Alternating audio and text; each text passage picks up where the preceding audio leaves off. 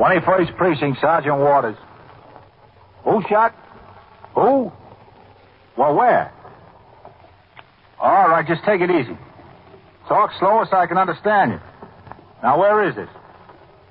Yeah? Yeah? You're in the muster room at the 21st Precinct, the nerve center. A call is coming through. You will follow the action taken pursuant to that call from this minute until the final report is written in the 124 room at the 21st Precinct. All right, don't worry about that part of it. We'll take care of it. Yeah. We'll send the ambulance right away. That's right. Right away. 21st Precinct. It's just lines on a map of the city of New York. Most of the 173,000 people wedged into the 9/10 of a square mile between Fifth Avenue and the East River wouldn't know if you asked them that they lived or worked in the 21st. Whether they know it or not, the security of their homes, their persons, and their property is the job of the men of the 21st Precinct. The 21st, 160 patrolmen, 11 sergeants, and 4 lieutenants, of whom I'm the boss. My name is Kennelly, Frank Kennelly. I'm captain in command of the 21st. I was working my night tour, 4 p.m. to 8 a.m. It was a dark, foggy night, and between dusk and midnight, we were plagued with automobile accidents. 2 pedestrians were struck by cars, one on York Avenue and one on Lexington. Both were taken to Mount Sinai Hospital in serious condition. Out on patrol of the precinct, I instructed my operator, Patrolman Eisman, to proceed through the streets slowly and with extreme caution. It was impossible to see clearly for a distance of 50 feet ahead. At midnight, I returned to the station house to turn out the platoon for the 12 to 8 tour. The 52 men who would patrol the streets of the precinct on post and in sector cars for the next 8 hours were assembled before me in the muster room, ready to be posted. Sergeant, post your platoon. Platoon, attention. Right, face. Forward, march.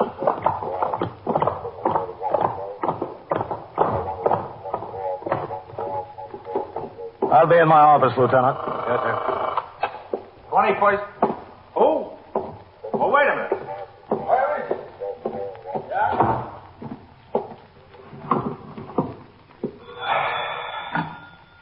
21st Precinct, Captain Kennelly. Sergeant Waters on TS, Captain. We've got a report a cop has been shot at 96th and the Drive. I'll be right out. Yes, sir.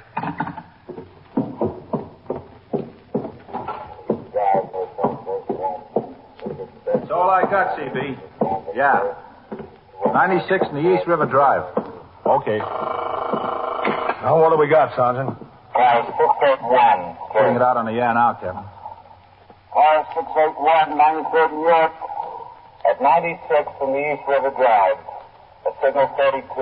Report of a police officer shot. The ambulance is responding. Case. 10-4. Who's on post over there? Brennan, Captain. He was there for the 4 to 12, and his relief hasn't had a chance to get over yet. I better notify detectives. Yeah, go ahead. This is Sergeant Waters on TS.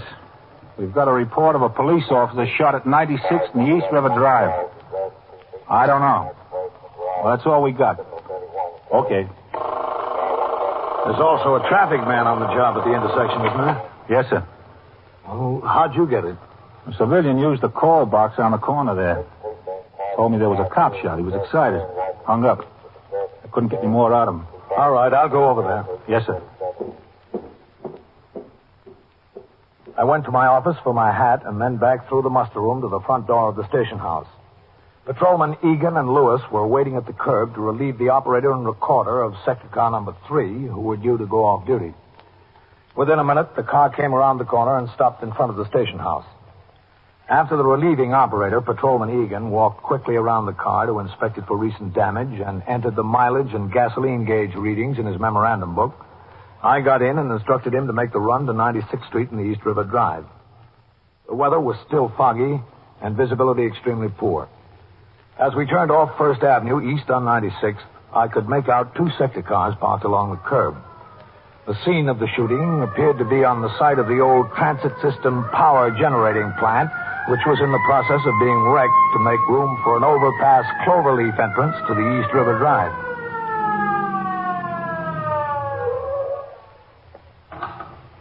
All right, Egan.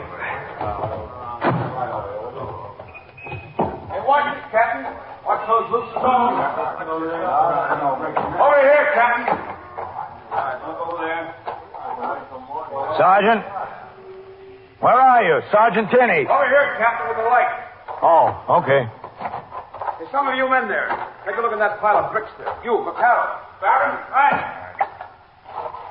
Well, who was it, Sergeant? Who shot? We don't know yet, Captain. He's not identified. The traffic man? Oh, no, sir. It wasn't a cop that was shot. No? Nothing over here, Sergeant. Well, look on the other side there, will you? Well, who was it? Cop shot a thief. Brennan. Oh. Over there, Captain. It's pretty bad. Hey, watch your stuff there, Captain. Kind of treacherous. All right. The civilian they sent to ring in got it kind of mixed up. You never did get over this far, Sergeant. Well, look the other way then, huh? What are they looking for, Sergeant? The gun the boy had. Oh, wasn't it right near him? No, sir. Did he have a gun? Well, Brennan says there were 3 shots fired at him. All right, you men. Put the captain in there, huh? Yeah. Hello, Captain. Hey, you. Put your light on him there. Oh. See, pretty bad, huh, Captain? You say anything, Sergeant? No, sir. He was unconscious when I got here. Hey, that ambulance better get here. Hey, Vaccaro! Barron! Sir? When have you got to the car ringing again for that ambulance? Pretty young kid. Yes, sir. Yeah, about 17, I'd say. Maybe 16, huh? How many shots did he fire at Brennan? 3, Captain. That, according to Brennan. Any identification on him? Yes, sir. He had a wallet in his pocket. He says he's Harry Mickleton, 733 East 107th. How many times was he hit? Well, just once, it looks like, Captain. That's all I can see. Get Brennan over here. Yes, sir. Hey, Brennan! Hey, you two. Stick with him until the ambulance comes. Yes, sir. Hey, Brennan! Yes, Sergeant. Come over here. Where? Over here. The captain wants to see you. Yes, Who was next on the scene after Brennan, Sergeant? Well, I was, Captain. My operator and I. Underwood. Well, what'd you find? Well, we stopped the car on the street out there. I saw a flashlight back in here. I called. Brennan answered. I came on back. He was over there trying to do something for the boy. Did he tell you what happened? Yes, sir. He said he jumped them trying to break into a parked car. Chased him back in here. There's some shots fired at him. He fired back. Oh. Sergeant? Have you? Yeah, right here. Oh, Captain. Brennan, Any sign of the gun, Brennan? No, sir. you better go help him look for it, Sergeant. Yes, sir. Right away. And, Sergeant. Yes, sir. Check on that ambulance again. Yes, sir. Is anyone taking a look over here? Well, what happened, Brennan? Well, I was walking my post, Captain. It was just about 12 o'clock, almost exactly. I turned the corner of First Avenue onto 96th. Yeah. There was this car parked on the street about 35, 40 feet from the corner. So this fellow standing right at the door there. Looked to me like he was trying to pry open the vent window. 35 or 40 feet? Yes, sir. Well, how could you see that far ahead of you in this fog? Also, the car was parked right under a street lamp. That one there, Captain. I could see what he was doing. All right. And? Well, I saw him, but he didn't see me. I figured I'd get up on him and catch a thief in the act, so I started to him. Yeah? He spotted me when I got within 15 or 20 feet of him and took off. Uh-huh. I hollered at him to hold up, but he kept on going. He cut right in here into the rubble. I came in after him. Well, I didn't see exactly which way he went at first. Then I spotted him again. He was hiding over there, around there someplace. I called into him to stand up. He stood up all right. He stood up and fired 2 shots at me. I thought it was 3. It was 3 altogether, Captain. I had my gun out and I fired at the flashes. Fog was so thick, that's all I could see. I started to come in on him, and I saw him up on top of that pile of bricks over there. He took another shot at me from there, the third one. I fired 2 shots back at him, and then I heard a scream. I thought for sure I hit him, so went over to the pile of bricks and looked around. There he was. I examined him. He looked pretty bad. I looked for the gun he had. Wasn't anywhere around. I left him and ran back out to the street, stopped the first civilian I saw, and told him to go to the call box and ring in. Then I came back in here. I looked for the gun some more. I couldn't find it. That must be the ambulance, huh? Yes, must be. When you spotted him working on the car window, didn't you see how young he was? It was pretty hard to see anything, Captain. You saw enough to convince you he was trying to break into the car, didn't you? Yes, sir. You chased him off of the sidewalk and into here, over the rubble. That's right, yes. He turned and fired 2 shots at you. Yes, sir. And it wasn't until after he fired the first 2 shots that you returned the fire yourself. No, sir. And when he got up on top of that pile of bricks, he fired at you again. Yes, sir. Then you fired 2 more shots. Yes, sir. There's no possibility you could be mistaken about him firing the shots? No, sir.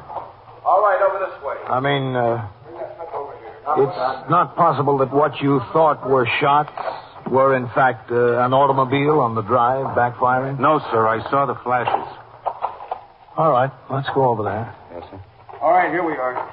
He was shooting at me, Captain. Hey, come on, Underwood. Picato, Barron. Yes, sir. A little help getting him on the stretcher here. Huh? All right, get his legs. I got it. Put him on. That's it. Now, easy. He was shooting at me, Captain. There's no question about that. Isn't there? All right, now watch the front. Hey, watch it there, will you? Left. That's it. Easy. Is it clear up ahead? Move on. Come on. All right, go ahead now. Watch the loose stones. Easy now, easy. Take your time. Okay, go ahead. Straight ahead. I hope the kid makes it, Captain. You better hope for something else, Brennan. You better hope we find that gun. You are listening to 21st Precinct, a factual account of the way police work in the world's largest city. You're accused of a crime you didn't commit. The authorities won't even tell you what the exact charges are. They take you out of your hometown to a place 1,000 miles away, and you're held for 3 years without ever knowing what it is you're supposed to have committed. When your trial is finally held, you're not allowed to present any witnesses in your defense, and they don't even permit you to have a lawyer to handle your side of the case. It's cut and dried. You might as well plead guilty, because that's the way they're going to decide it anyhow. Now, that's a pretty frightening situation, isn't it? It could happen in some countries, but not in ours. And you know why? Because of the 6th article of our Bill of Rights. That's what protects you and every other American citizen from what we've just described. Listen to what it says. In all criminal prosecutions, the accused shall enjoy the right to a speedy and public trial by an impartial jury of the state and district wherein the crime shall have been committed, and to be informed of the nature and cause of the accusation, to be confronted with the witnesses against him, to have compulsory process for obtaining witnesses in his favor, and to have the assistance of counsel for his defense. Yes, those are your rights, guaranteed by our Constitution. It's something that no one can ever take away from you. It is one of our freedoms. Now back to 21st Precinct and Captain Kennelly. The badly wounded suspect was driven straight down the East River Drive in the ambulance to Bellevue Hospital. Meanwhile, detectives of the 21st Squad, under the command of Lieutenant Matt King, arrived on the scene to take over the investigation. They and the uniformed officers continued to search the area for the gun which Patrolman Edward J. Brennan said had been fired at him. An emergency service truck was sent for. Portable gasoline generators were set up to furnish power for giant floodlights. The search for the gun continued. Extra men were detailed to keep the traffic moving on both 96th Street and the East River Drive, and to keep the curious off the site. At 1:20 a.m., while the search of the rubble was still going on, Sergeant Tierney was sent to the address 733 East 107th Street, the address found in the wounded suspect's pocket. His purpose was to make a notification of the family. 733 is an old and run-down tenement building. Sergeant Tierney walked up the stoop and found the name Mickleton on a mailbox. He tried the hall door. It was opened.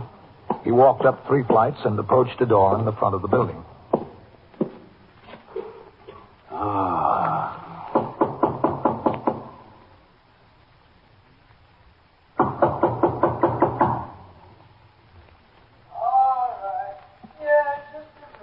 Okay. Who is it? Police officer. Who? Police officer. Oh. Does Harry Mickleton live here? Yeah, I'm his mother. Oh, can I come in? What is it? What's the matter? Did he do something?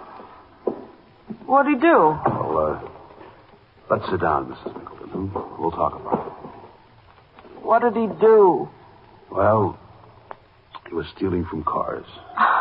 No, not my Harry. Couldn't be. Suppose we sit down and talk about it. Not my Harry. And he got hurt. Shot. He couldn't. He's in Bellevue. Not my Harry. My Harry's asleep in there. I heard him come in. Oh, did you? I was in bed. Not asleep, just in bed. I heard him come in, go to his room. Ma, I'll show you. Not my Harry. Yeah, I'd like to see. He's asleep. I'll show you. Harry! Harry! What is it, Ma? George, where's Harry? How should I know? Harry isn't here? Hey, listen, what's this all about? Who are you? That's my son, my other son, George. Harry's hurt. Shot. Where? It's in Bellevue. Oh, no. No. All right, Miss Mickelton. Sit down, huh? My Harry, my poor Harry. Is he all right? Tell me. Don't lie to me. What happened to him? He's dead, isn't he? No. He's not dead. But he's hurt pretty bad. But he's not dead. Will somebody tell me what's going on? You answer a few questions first, huh? Do you live here? I used to. Ma, cut it out, huh? He'll be all right. I know. He won't. You don't live here now? Where do you live? In Jersey. I live over there with my aunt. I work there. Ma, cut it out. My poor Harry, my boy. Bellevue. Can I go to him? Yeah, yes, you can go there. If you work in Jersey and live there, what are you doing here? I come here and stay once in a while. When I'm in New York late. Huh, Ma? Don't I? Don't you what, John? Don't I stay here when I'm in New York? Yeah, you stay here. Must have been him coming, George. I thought it was Harry. That's what I thought. How bad? Very bad? Pretty bad. Oh, my Harry, my poor Harry. What happened? He was shot. I know, but how? Cop caught him breaking into a car. He fired a couple of shots at the officer. Not my Harry. No, Harry wouldn't do that, would he, George? How should I know, Ma? How should I know what he'd do? He wouldn't, not Harry. I'm sorry, Mrs. Mickelton. It looks like he did. While the mother and her other son got dressed to be taken to Bellevue Hospital, where Harry Mickelton was in a critical condition, the search for the weapon continued at the scene of the shooting. Although the fog had lifted somewhat, it could not be found. And at 2:15 a.m., more than 2 hours after the original call, the search was abandoned for the night. A patrolman was assigned to a fixed post to guard over the scene until detectives could resume their search in the morning.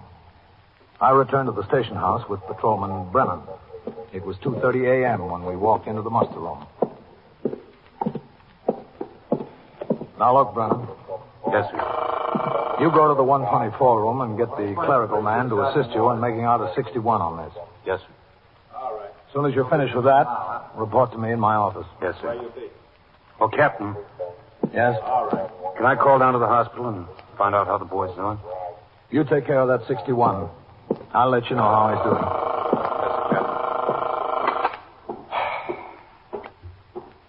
Hello, Captain. Did you hear from Bellevue on that boy? Yes, sir. And what about him? Not so good, Captain. It was right through the back and into the stomach. They got him on the operating table now. All right, keep me informed. Yes, sir. Can I see you a minute, Captain? Oh, hello, Matt. Sure. Lieutenant King? As soon as I sign the blotter, I'll be right with you. Yes, sir. That was a rough deal tonight, huh, Lieutenant? Yeah. I heard from the hospital. Not so good. I know. I've got a detective down there myself. Oh, yeah? You want to go into my office, Matt? Yes, sir. That'll be all right. Rough deal, Captain. Precinct, Sergeant Walker. Yeah. Go ahead. Yes, sir. Who told you that? Sit down, Matt. Thanks. I don't know Brennan very well, Captain. What kind of 42 has he got? Well, he's a St. John's graduate. He's been in the precinct since he got out of the academy. That's more than a year now. His brother is a fireman. So is his father. He retired about 4 years ago. Been doing a good job. No complaints on his 42. He made one good collar about 2 months ago. He got a thief in a stolen car as it pulled to a stop at a signal light up there. Oh, yeah. Yes, sir. He's a quiet boy. Not a particularly good mixer around the house. Any reason to think he'd be trigger-happy, Captain? No, not to date. Well, I hate to say this, Captain, but you know what I think. I've got an idea, Matt. There's no sign of a gun up there anyplace. We don't need daylight. We went through that pile of junk with a fine-tooth comb. I don't think that Mickleton boy ever did have a gun. I think that Brennan jumped the boy, took out after him, pulled his gun, and let fire. He hit him, thought better of what he'd done, and told the story about getting fired on himself by 3 shots. I'm afraid I think the same way, Matt. Worst of it is, Captain, we can't find any evidence the boy was trying to break open that car. There's not a mark on it. I examined that window, not a scratch. Oh. I checked the boy through BCI. There's no record on him. No one ever has been arrested in the city of New York under the name of Harry Mickleton. Well, that doesn't mean he's not a thief. No, sir, but it certainly doesn't mean that he is. Closest thing BCI shows under the name of Mickleton is the arrest of a boy named George Mickleton. Couldn't be the same. The other one's over 20. He's done a bit in Elmira. He's on parole now. Living and working in Jersey. Oh? Is that so? Records show nothing else. Yes? Brennan, Captain. Come in. Oh, hello, Lieutenant King. Brennan. I made out the 61, Captain. All right. Brennan. Yes, sir. Lieutenant King and I have been talking about this. Yes, sir. If you haven't told us the truth about what happened, I'd suggest you change your story right now. It'd be a lot easier all around. I've told you the truth, Captain. You said that 3 shots were fired at you. Where's the gun? I don't know, sir. It must be there someplace. We looked for 2 hours, It Brennan. must be there. Brennan, a cop carries a revolver for his own protection, for the protection of the public, and for use in the apprehension of dangerous fugitives. This boy was not a dangerous fugitive. He fired 3 shots at me. I was entitled to defend myself, sir. The boy is 17 years old. He has no previous record. You say you jumped him trying to break into a car. There's no evidence that the car was tampered with. We can't find the gun. Now, how about giving us a straight story on what happened there? I told you exactly what happened, sir. I don't think you did. I did, Captain. Just a second. 21st Precinct, Captain Kennelly. Sergeant Waters on TS, Captain. Yes, Sergeant. We just heard from Bellevue, Captain. Boy died on the operating table. Oh. Mother was down there. Yeah. She insists on coming up here and seeing you. She's on her way. Shall I send her up to the detectives, Captain? No, I'll be here, Sergeant. Yes, sir. The boy died. Oh, it's too bad. I'm sorry, Captain. Brennan, you should be. That mother is on her way up here now. What am I going to tell her? I don't know, sir. Well, you better start thinking of something. We questioned Patrolman Brennan further in regard to the events leading to the death of Harry Mickleton. He stuck to his story without a variation. After a few minutes, Lieutenant King left my office to return to the detective squad upstairs. I instructed Patrolman Brennan to take a chair across from my desk and wait. As I tackled some of the paperwork that had accumulated on my desk, he sat looking straight forward out the open door leading to the muster room. It was a long wait. At 25 minutes to 4 in the morning, Patrolman Brennan saw the front door of the station house open and Mrs. Mickleton walk in. Captain. Yes? I think the mother just came in. If it's her, we'll know about it. Yes, sir. 21st Precinct, Captain Kennelly. Sergeant Waters, Captain. Mrs. Mickleton is here. All right. Ask her to come in. Yes, sir. Right. Just a second, sir. What? Who is he? Oh. She has her oldest son with her, Captain. She wants to bring him in, too. That's all right, Sergeant. Yes, sir. It's her, Brennan. Yes, sir. He still fired 3 shots at you? Yes, sir. Come in. Go on, Ma. You don't have to be afraid of them. I'm not afraid. You're Mrs. Mickleton? Yes. This is Patrolman Brennan. I'm Captain Kennelly. Mrs. Mickleton? I came here so you could tell me what to do. My boy is down there dead. What am I going to do? I don't know. Cop shot him. Is that what a cop is for, to go around shooting boys? Is it? What am I going to do? I don't even have money to bury him. Don't worry, Ma. You'll get taken care of. There's laws about something like this. What about those laws? I can assure you that we're making a thorough investigation. Yeah, I bet. I understand you're Mrs. Mickleton's older son. That's my George.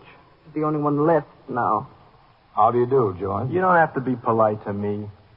Is this the cop that shot Harry? Yes, I'm the one. What's going to happen to him? Nothing, I bet. How could you do it to my boy? How? Tell me how.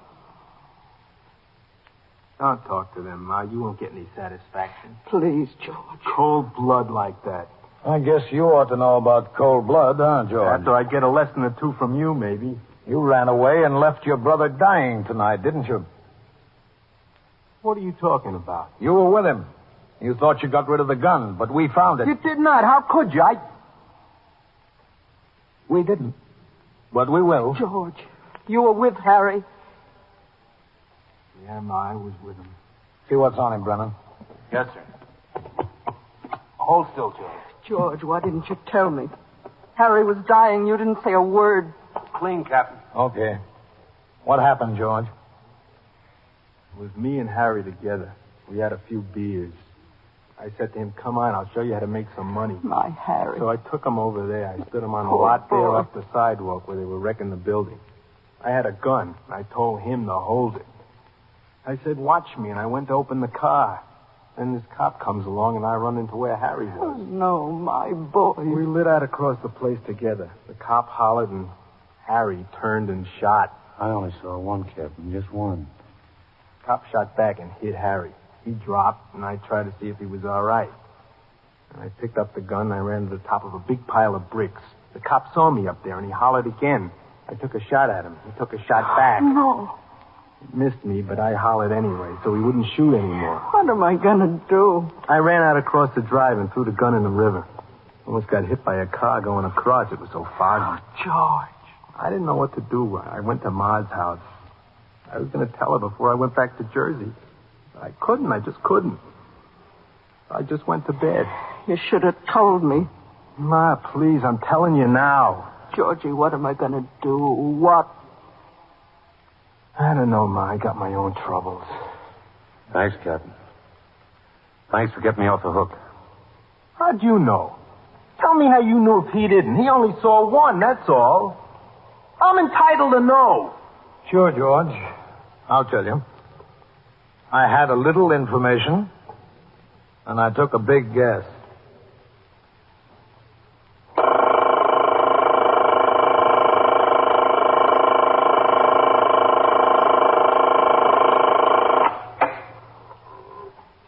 "21st Precinct, Sergeant Waters." What kind of a ring? Diamond?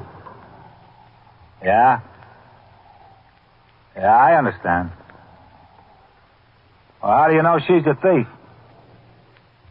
Yeah. I see. Uh-huh. Are you holding her there? All right. Sure, I'll take care of it. That's right. I'll send the officers right over there. And so it goes. Around the clock, through the week, every day, every year. A police precinct in the city of New York is a flesh and blood merry-go-round. Anyone can catch the brass ring, or the brass ring can catch anyone. 21st Precinct, a factual account of the way the police work in the world's largest city, is presented with the official cooperation of the Patrolmen's Benevolent Association, an organization of more than 20,000 members of the Police Department, City of New York. Everett Sloan in the role of Captain Kennelly, Ken Lynch as Lieutenant King. Featured in tonight's cast were Bryna Rayburn, Harold Stone, John McQuaid, Bill Quinn, and Martin Newman. Written and directed by Stanley Niss. Produced by John Ives. Art Hanna speaking.